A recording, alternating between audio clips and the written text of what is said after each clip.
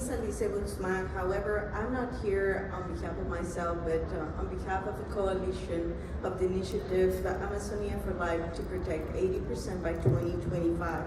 So I'm sitting here representing a coalition of NGOs that in their constituency has nearly 70 million people and 550 people of the Amazonian indigenous peoples. So unfortunately, due to visa problems, we couldn't have the COICA leader here today, but I will try to do my best to be at his level. Basically, I would like, there's so many numbers here, but I would like you to retain this morning these three numbers.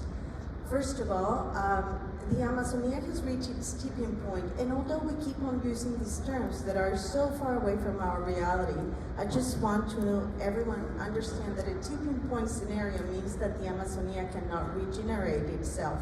If it was a human body, its symbol will be a metastasis. So we are at that brink of metastasis in the Amazonia. That will be the first message I want to bring in today. So how did it happen? Well, there are many drivers in the Amazonia, and in each country the drivers change.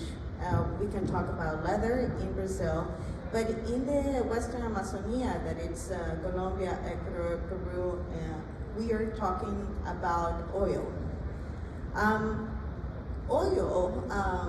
It's a legal driver because it's driven by governments and the concessions. So being at COP15, where we are here, those people, the parties that will be making the decisions in this COP are key to revert the tipping point in the Amazonia.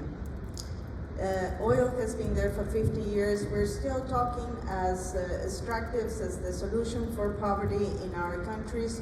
Well, guess what? People in the Amazon have, in most of the Amazonian countries, the highest levels of poverty, malnutrition, cancer, and other illnesses.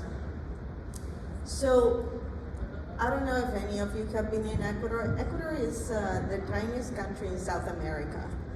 So we have less than 2% of the Amazonia, and yet 52% of our Amazonia, it's an oil block. So half of the Amazonia in Ecuador, this big, it's an oil block. In fact, we have the highest density of oil blocks in all the Amazonia. 89% of all the Amazonian oil, this is the second fact I would like you to retain, 89%. So most of all the oil that comes from the Amazon region comes from my country. Where does it go? So who's responsible? Because we need to understand the supply chains and the responsibilities of all of us while we are where the source of oil is, and where does it go? It goes to California. More than half of the oil of the Amazon goes to California. And just two more bullet points before I leave you with the main ideas. We have to understand that all of us are in these big oil industries somehow.